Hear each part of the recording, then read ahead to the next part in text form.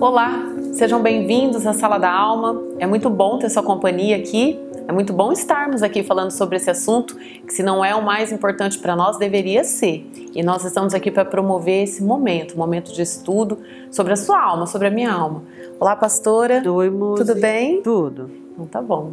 Antes da gente continuar aqui, antes da gente partir para o próximo assunto, eu queria te lembrar que os nossos conteúdos estão todos disponíveis nas redes sociais da igreja, Igreja Caminho da Verdade, no YouTube, no Facebook e no Instagram.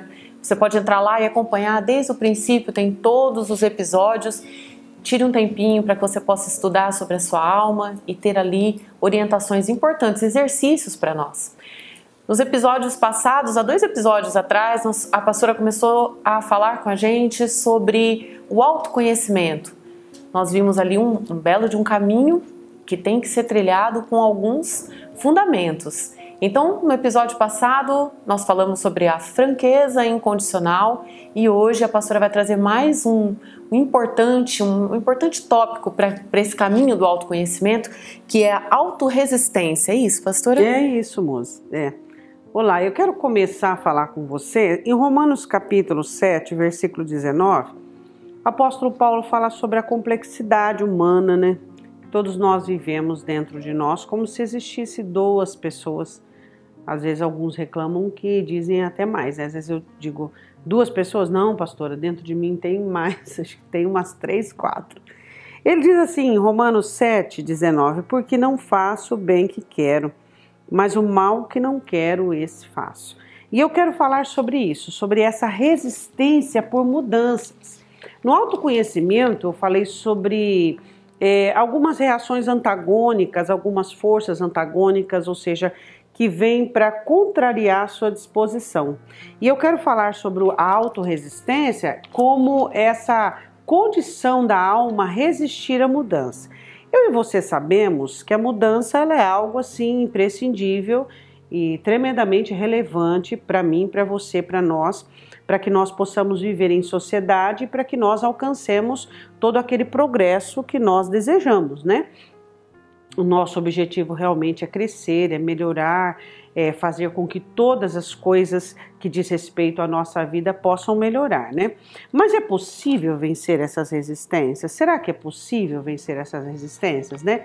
Algumas pessoas sentem muito mais dificuldades nas resistências, outras pessoas não tanto, mas todos nós sentimos as nossas resistências. Antes de nós falarmos sobre as oposições diretas das resistências, eu quero falar sobre que tipo de resistência nós enfrentamos com respeito à mudança. Mudar é fácil, Muzi? Não. Mudar não é fácil. Mas é possível, né? Mudar é possível. E uma coisa muito interessante nas mudanças que nós precisamos alcançar e precisamos ter na nossa vida é um entendimento claro e uma aceitação sobre ela. A mudança, antes que ela aconteça, de qualquer preliminar, ela precisa ser aceita, né? Por quê? Porque a dificuldade que as pessoas têm em aceitar que elas precisam mudar. Nós somos pessoas ensináveis, nós temos capacidade de aprendizado. E por isso nós precisamos ter essa sede de aprendizado para quê? Para armazenar conhecimento? Não. Nós precisamos ter essa sede de aprendizado para quê? Para que nós possamos mudar. Então, quais são as resistências que nós encontramos para melhorar? Para mudar como ser humano? Para que isso venha repercutir no nosso trabalho, na nossa família, em todas as caracterizações de existência que temos. Eu quero falar sobre emoções determinantes. A primeira resistência são as emoções determinantes. A nossa alma, Muzi, ela é viciante. Ela se adapta e se adequa de uma maneira muito rápida. E nós temos algumas emoções, já estudamos sobre a diferença de emoções e sentimentos, e algumas emoções, elas são assim, muito predominantes dentro de nós, né? E existem emoções viciantes, que são rompantes e lampejos, meu, seu, nosso, onde a gente usa para caracterizar aquilo que está dentro de nós, para exteriorizarmos aquilo que está dentro de nós. Isso pode ser como ira, um acesso de raiva, um acesso de ira, um acesso de melancolia, um acesso de depressão, tristeza, euforia, utopia. Então nós temos as nossas emoções que elas são como um gatilho, como resistência. Então, por que as emoções funcionam como resistência à mudança?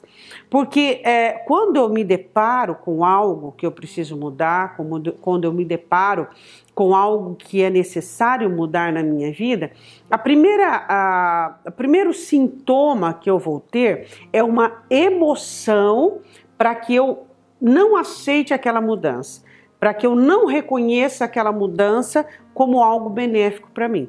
Então eu posso simplesmente, de acordo com a minha persona, de acordo com a minha personalidade, me sentir culpada, oprimida, me sentir bem, eufórica, contente, tipo, eu não preciso disso, não preciso desse sofrimento, não preciso encarar isso, eu estou bem como estou. Então nós temos algumas emoções que funcionam como fuga. Então a primeira coisa que você tem que fazer é relacionar as emoções predominantes que você tem, se excesso de raiva, se depressão, se euforia, se melancolia, se tristeza, o que for, que faz com que você fuja da interpretação correta da mudança. Por exemplo, quando você é confrontado com um assunto, tá? Por uma pessoa que ama você, uma pessoa que quer que você mude, ou se você se depara com uma circunstância na vida que te trouxe um ponto de interrogação. Deixa eu te dizer uma coisa, todas as circunstâncias na vida que te proporcionam um ponto de interrogação, essa circunstância está dizendo para você, você precisa mudar. Todas as vezes que a vida me proporciona um ponto de interrogação, ela está me cobrando uma mudança. Então, quando esse ponto de interrogação acontece, ou quando existe um enfrentamento, um confronto com alguém ou com alguma situação, neste momento eu não posso manifestar uma emoção que vá me dar sustentabilidade ou criar um caminho paralelo para que eu não venha sofrer aquela indagação, sofrer aquele enfrentamento daquela situação. Então, toda a emoção que vier à tona, que funcionará para que eu fuja, uma utopia. Porque no passado, uma euforia. Que legal, vou fazer tal coisa, não preciso enfrentar isso. Uma depressão, uma culpa. Eu sou assim mesmo, né? Eu não mudo.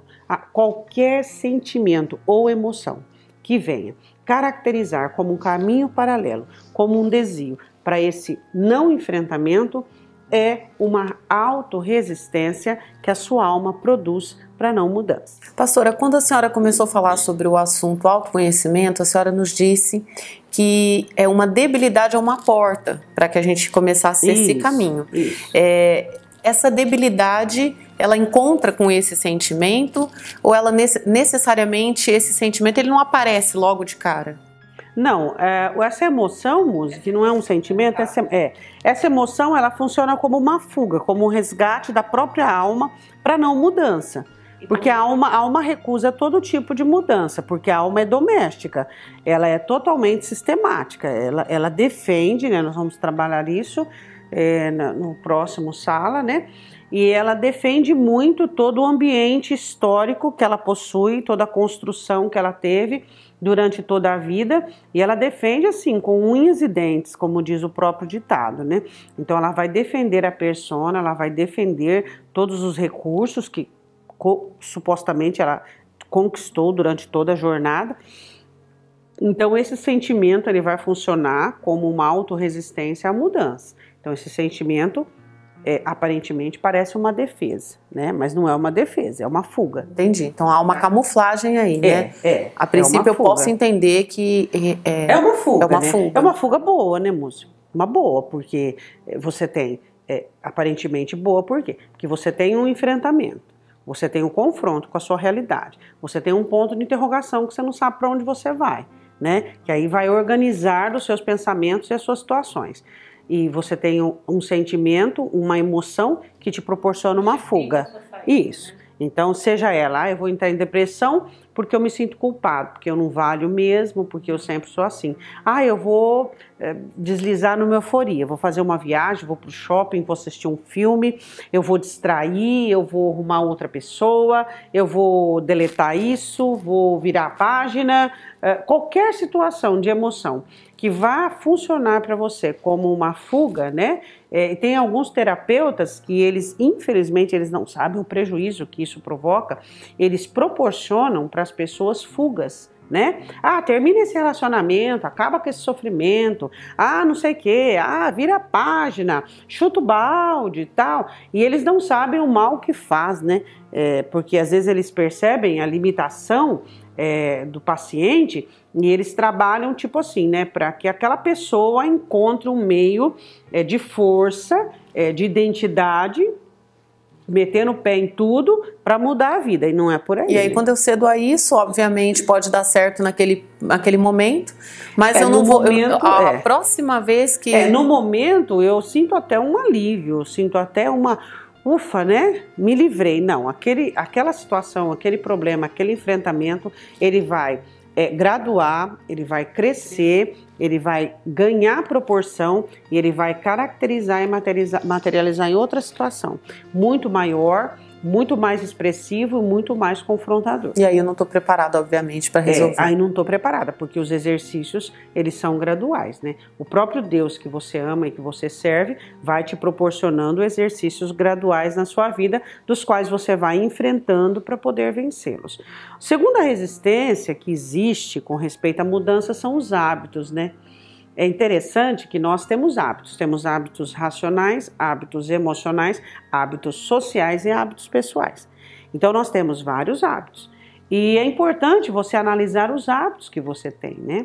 Os hábitos, por exemplo, os hábitos de expressar verbalmente descontentamento.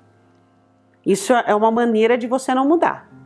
Então, quando você expressa verbalmente seu descontentamento, você está jogando na situação a sua verbalização, você está dizendo o seu descontentamento e aquilo funciona como uma autoaceitação. Parece uma coisa meio incongruente, né? Você verbaliza, mas que coisa, não deu certo, mas você está ali. Você vai viver, você vai comer, você vai vestir aquilo, você vai ambientar-se e você vai permanecer. Então existem hábitos que eu dei o exemplo da verbalização do descontentamento, mas existem inúmeros outros hábitos que nós temos que funcionam como adaptação e funcionam como uma acomodação. Você manifesta o seu descontentamento, mas você permanece ali. Você não faz nada para mudar. Que me faz ficar preso naquela... Isso. Os hábitos, e também existem os hábitos de praticidade que você faz e que te proporciona a mesmice da sua vida. Então você sempre discute por aquele ponto, você sempre na discussão usa o mesmo termo, você numa discussão sempre usa o mesmo padrão. Então quer dizer, seu casamento vai mudar que jeito? Se o nível, né, nós temos níveis, não somos menores por isso, tá? Não somos menores. Os valores, eles não são nossos, eles são de Deus. Então existem níveis intelectuais diferentes, existem níveis emocionais diferentes. Então, a mulher tem um nível intelectual maior e emocional maior que o marido. Então, ela vai discutir com ele e cobrar aqui. Não funciona. Por quê? Porque aqui esse não alcança. Então, o abaixamento para compreensão é a perda de um hábito. Então, você tem um hábito, tá? O que você faz, o que você fala... É certo, é correto, tem toda a logística aprovada, só que é incompreendido por este. Então, vai resultar de quê? Tá, se você fosse dar uma palestra, ok, as pessoas iriam, mas você não está falando com uma pessoa que precisa da sua palestra, mas precisa da sua empatia, da sua misericórdia. Então você desce o nível e fala empaticamente com essa pessoa. Então existem hábitos, se eu fosse falar de inúmeros hábitos que impedem as pessoas a mudar. Então eu falei de um, que é a verbalização do descontentamento, que forma então uma adequação àquilo, a pessoa reclama, mas continua vivendo aquilo, não muda. Então a verbalização é um vício, um hábito que a pessoa tem de manifestar o descontentamento, mas que vai continuar do mesmo jeito. E falei também dos recursos que as pessoas têm. que funcionam como hábitos. Geralmente os nossos hábitos, Muzi, não são apenas nos nossos defeitos. Os nossos hábitos também são nas nossas qualidades. Então nós criamos hábitos tanto nos nossos defeitos quanto nas nossas qualidades. Então o hábito é uma força muito propulsora para as pessoas não mudar, que criam muita resistência, né? Então você está habituado. Você está já vinculado sistematicamente, você já criou um ambiente propício para aquilo. Então fica difícil, né? E aí a pessoa vai se adequando, vai criando hábitos de relacionamento, hábitos para conviver consigo mesmo, hábitos para lidar, por exemplo, existem pessoas que criaram hábitos inconscientemente para desestressar. Então ela tem um hábito e ela às vezes nem percebe que aquele hábito dela, ela usou como subterfúgio para desestressar. Existem inúmeros hábitos e os hábitos, muitas vezes eles se colocam e entrepõem entre a sua mudança. E isso é uma resistência, porque se você se adequa àquilo e cria um hábito de fuga, um hábito como um recurso. Terceiro ponto que eu quero falar são os desejos. Os desejos também, eles criam uma resistência muito grande à mudança. Por quê? Porque o que você precisa entender, a diferença que existe entre o que você quer e o que você pratica. Então, se o que eu desejo não coincide com aquilo que eu pratico, eu não vou alcançar. E aí esse meu desejo se torna numa frustração. Essa frustração vai inibir qualquer fonte, qualquer ponte entre eu e a minha mudança. As frustrações acumuladas, elas desestimulam tanto a mim quanto a você. E do que são feitas as frustrações? De desejos indevidos. Você já parou para prestar atenção naquilo que você quer? O que você quer no futuro tem a ver com o que você quer e faz agora. O que você quer lá na frente tem a ver com... Se eu não faço nada agora, como que eu vou alcançar aquilo? Se eu não faço nada que tenha a ver com aquilo, como eu vou fazer para que eu consiga isso? Não tem como. Então o que nós temos que entender é que os desejos, muitas vezes, eles precisam ser totalmente comedidos e totalmente inteligentes. Você não pode viver só de desejo. Então vamos lá, vamos analisar o seguinte, de 0 a 10, o quanto você é vontade e desejo. Quantas vezes por dia você diz, eu quero, porque eu tenho um sonho, porque um dia eu vou ter, porque um dia eu vou conseguir. Quantas vezes? Então se você analisar que pelo menos durante o dia você disse isso umas 5 ou 6 vezes, ou essas conotações estiveram presentes mais que 3 vezes na onda de seu raciocínio, tá errado. Por quê? Porque o que precisa estar no meu raciocínio é o que eu faço agora, em projeção ao que eu vou alcançar. Então o que eu faço agora me leva a construir o meu futuro, o que eu faço agora. Agora, se em mim não existe nada de operação atual, factual, e existe em mim um desejo daquilo que eu quero, é utopia, não é construção. Que a gente pode então ver a diferença entre o sonho, sonhar e apenas desejar. Por exemplo, quando eu sonho, eu quero participo. muito ter um casamento abençoado. Tá, porque eu quero ter um casamento abençoado, porque eu preciso, porque eu quero, porque um dia, porque não sei o que. Tá, mas o que eu tô fazendo? Se eu estiver suando para este casamento abençoado, eu não vou viver de utopia. Porque o meu suor vai impedir que eu tenha uma utopia. Então eu vou construir. Então por que eu coloco os desejos como um impedimento para que as pessoas alcancem mudança? Por quê? Porque ficar só em desejo, ficar só em vontade, não funciona, não dá certo. Então as oposições, elas funcionam assim, elas vão impedir. Eu falei primeiro das emoções determinantes, falei dos hábitos, falo dos desejos, agora falo sobre os temores, né? Eu costumo dizer assim que as pessoas que elas conseguem vencer os seus medos são os únicos heróis que existem realmente na vida, né? São as pessoas que vencem os próprios medos, vencem os próprios temores. Todos nós somos nascidos e nascidos com tendências para temer, para insegurança e para medo, né? Para timidez, e nós precisamos aprender a vencer os nossos temores. E é um exercício contínuo, E é importante que nós entendamos que essa vitória e esse êxito com respeito aos temores é algo que você deve a ti mesmo. Por que eu falo do temor? Tudo que é novo, Muzi, tudo que eu não entendo, tudo que é incompreendido por minha alma me dá um pouco de medo. Isso é totalmente normal. Tudo aquilo que eu não consigo medir, tudo aquilo que eu não consigo sondar, tudo aquilo que eu não consigo permear, apalpar, me dá medo. Isso é normal, todo ser humano sente. Mas aí que você encontra-se com Deus, que é todo o arquiteto da mudança, e é Ele quem proporciona para mim e para você toda essa trajetória e todo esse caminho de mudança. E aí nós fazemos o quê? Nós lançamos sobre Deus os nossos temores. Nós conseguimos entender e acreditar que existe alguém que possa nos ajudar, que existe alguém que possa nos encaminhar para que nos livremos de todos os nossos temores, para que possa nos ajudar.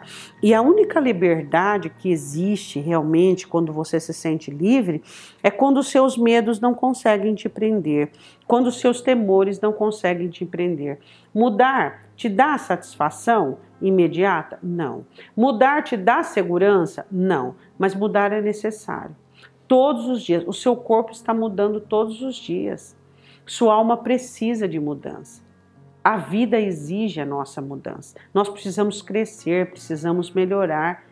E mudança exige abandono, exige aprender a dizer não, exige busca de identidade, exige um sabor e uma busca por algo que seja melhor para você, melhor para a sua vida. Isso é importante. E os temores, eles não vão deixar você para que você mude. Você vai ter que palmilhando e caminhando em direção à mudança, sentindo temores, sentindo medo. É normal ter medo de mudar, é normal ter insegurança com respeito ao novo, ser inseguro com respeito àquilo que você não conhece. Sempre haverá insegurança. E aí por isso que a palavra do Senhor diz, né, que o justo vive pela fé. Né? Então o justo vive pela fé, ele vive pela fé e não por vista. E a outra coisa que eu quero falar que muitas vezes impede as mudanças são as deficiências racionais. O que eu falo sobre as deficiências racionais? É a dificuldade que as pessoas têm de compreender. Vamos lá, nós somos pessoas que divergimos em habilidades, em recursos. Eu tenho uma, você tem outra. Isso que é a riqueza da sociedade, né? A sociedade é uma coisa rica que Deus criou, onde cada um tem a sua divergência, a sua diferença, né? E todos nós somos pessoas enriquecidas por Deus. E existem algumas pessoas que têm uma dificuldade racional. Só que essa dificuldade racional, quando você tem, para você mudar, você precisa desintoxicar ela. O que acontece quando as pessoas que têm um pouquinho de dificuldade de compreensão, de raciocínio, o que prejudica elas? É a dificuldade de raciocínio? Não, é a soberba, é o medo, é a insegurança, é a ofensa. Sabe, as pessoas chegam às vezes para algumas pessoas que não conseguem, você não consegue entender que você precisa mudar, que isso não pode continuar e tal, sabe, falando de cima, a outra pessoa fica em pânico. O que ela vai fazer? Ela vai defender todo o seu sistema. Somos defensores dos nossos sistemas. E quanto menos usufruímos de recursos intelectuais, mais vamos nos tornar defensores do nosso sistema. Entende? Ele estando errado ou certo, nós vamos defender. E aí o que eu faço? Eu parto para cima do outro. E eu parto para cima de que maneira? Com as armas que eu tenho. Aí vem a discussão. Aí eu apelo, aí eu ofendo, aí o outro me ofende, e aí vira aquela discussão. Bom, vamos resumir em miúdos isso, tá? Resumindo assim, em miúdos, o que eu quero dizer sobre a deficiência racional? Que quando existe uma abordagem não adequada da outra pessoa, ou quando existe uma procrastinação dessa mesma pessoa sobre a circunstância, sobre a situação, onde ela deixou as complexidades piorarem mais ainda, o que vai acontecer? A mente dela não vai dar conta de resolver tudo isso. O que ela tem que fazer? Ela tem que parar e colocar ordem. Parar. Ter paciência consigo mesma. Se as pessoas tivessem mais paciência consigo mesmo, elas seriam mais inteligentes. Por quê? Porque elas esperariam entender, esperariam compreender, dariam um tempo. Às vezes as pessoas, Muzi, elas reclamam tanto da inadequação dos relacionamentos dos outros para consigo, mas a verdadeira inadequação vem da gente mesmo. Então, se eu fosse mais paciente comigo mesma, se eu fosse mais compreensiva comigo mesma, eu seria uma pessoa mais inteligente. Se eu ponderasse melhor, analisasse melhor, se eu observasse melhor, entende? Então, a deficiência racional, eu não entendo, então não quero. Não, peraí. Não, peraí. Ah, você está me cobrando? Você quer que eu mude? Então tá bom. Se o meu jeito não serve, o seu jeito também não serve para mim, então vamos separar. É assim que as pessoas agem. Então a mudança que... Não, peraí, deixa eu parar, deixa eu pensar. Então se eu parar, se eu pensar, se eu meditar, se eu ponderar, eu vou criar um sistema muito mais elucidativo, muito mais explicativo para mim.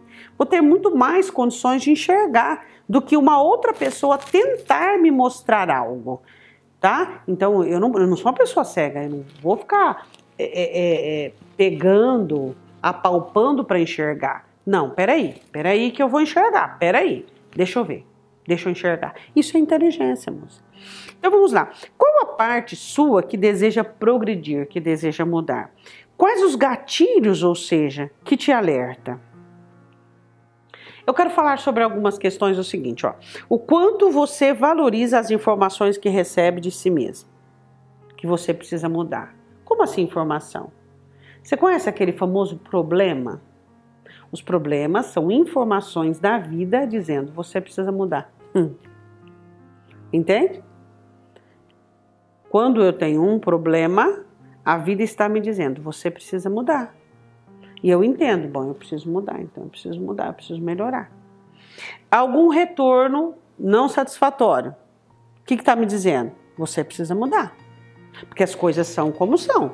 Quem precisa mudar? São as coisas? Não, quem precisa mudar primeiro sou eu. Depois, assim, as coisas serão o resultado. Essa que é a questão, né, pastora? Sempre eu preciso, né? Quando, na verdade, o movimento mais automático que a gente faz é porque o outro fez isso comigo? Porque a situação se apresentou assim para mim. E assim, sempre para lá, então a coisa nunca acontece. Essa é a dinâmica mais empobrecida da sociedade.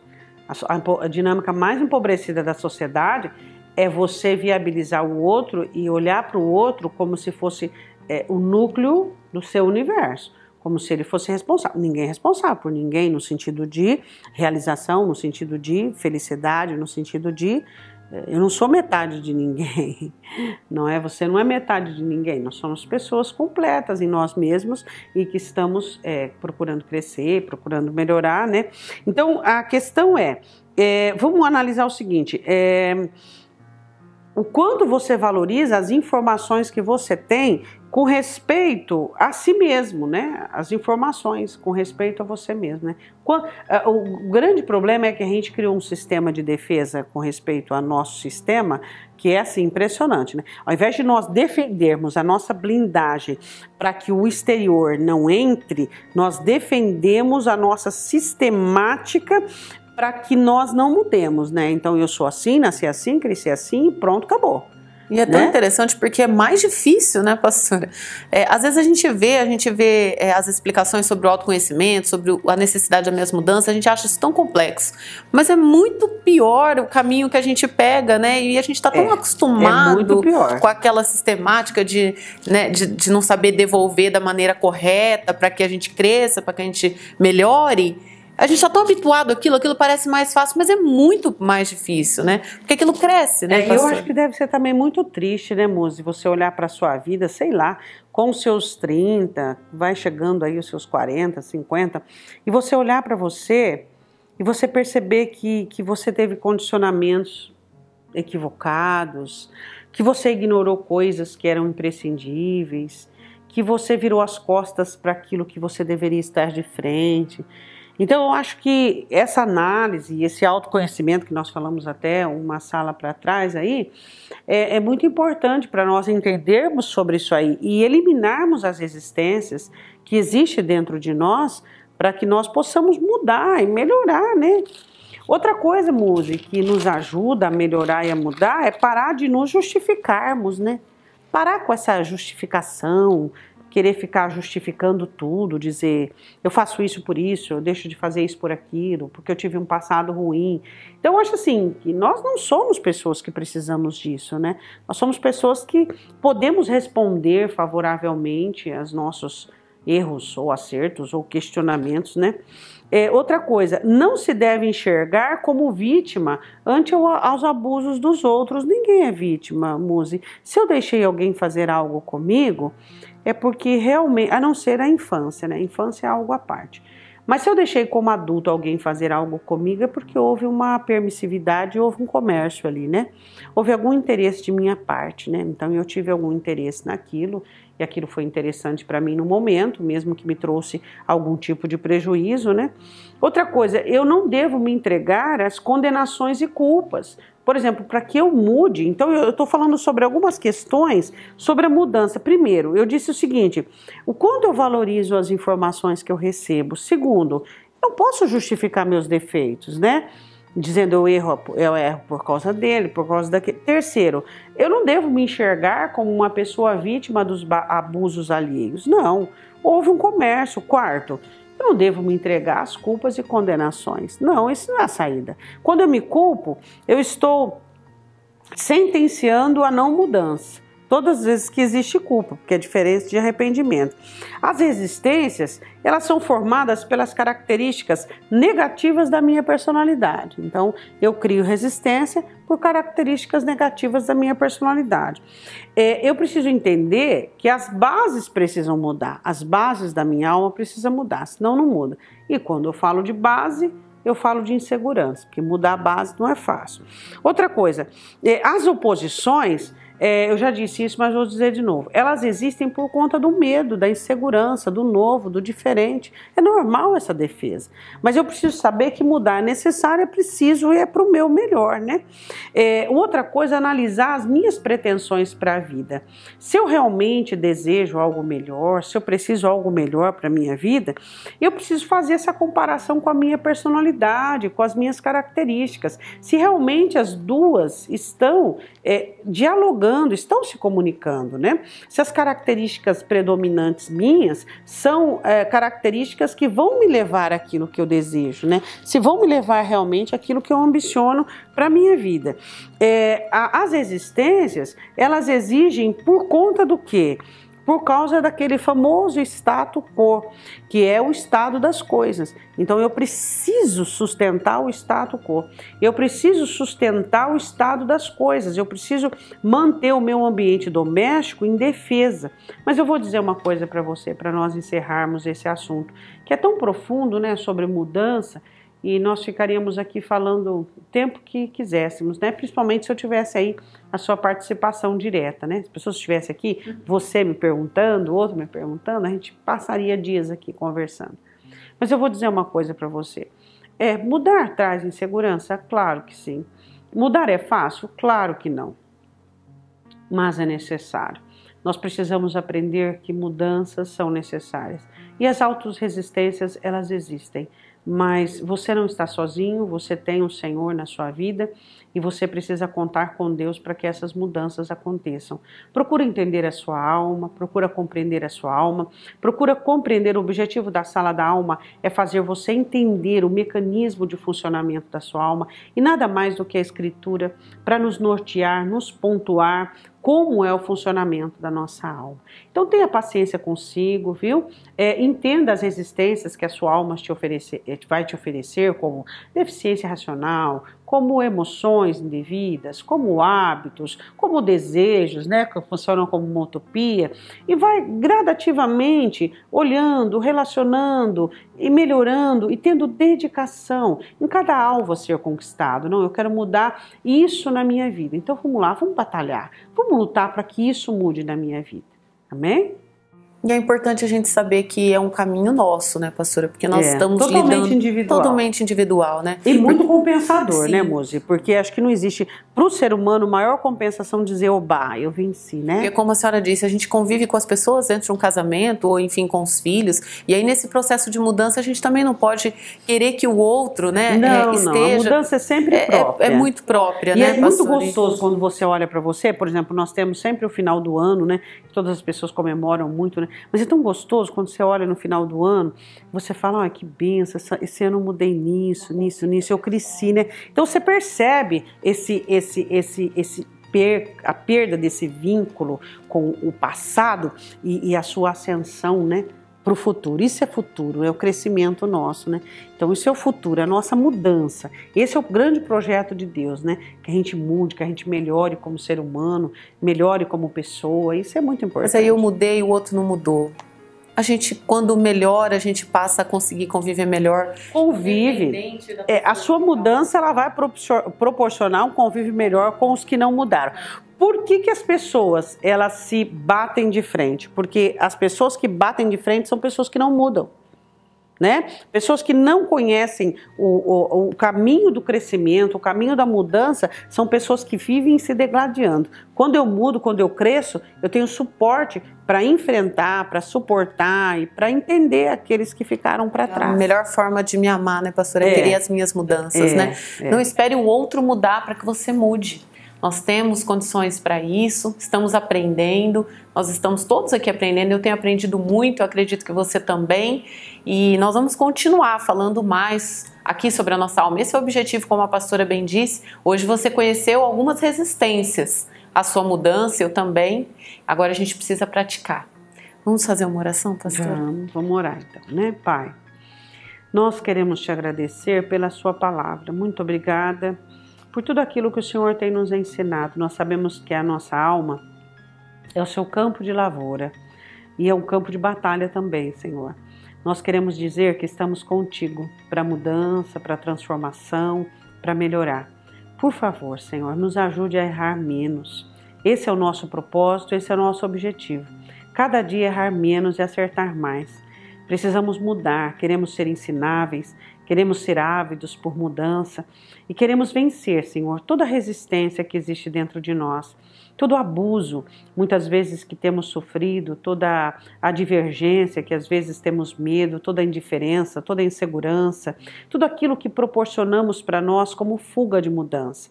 Queremos que o Senhor nos abençoe e nos ajude e queremos nos entregar em Tuas mãos para que realmente sejamos renovados em todo o tempo. Em nome do Senhor Jesus. Amém. Amém. Amém? Amém. Deus abençoe você. Até o próximo Sala da Alma.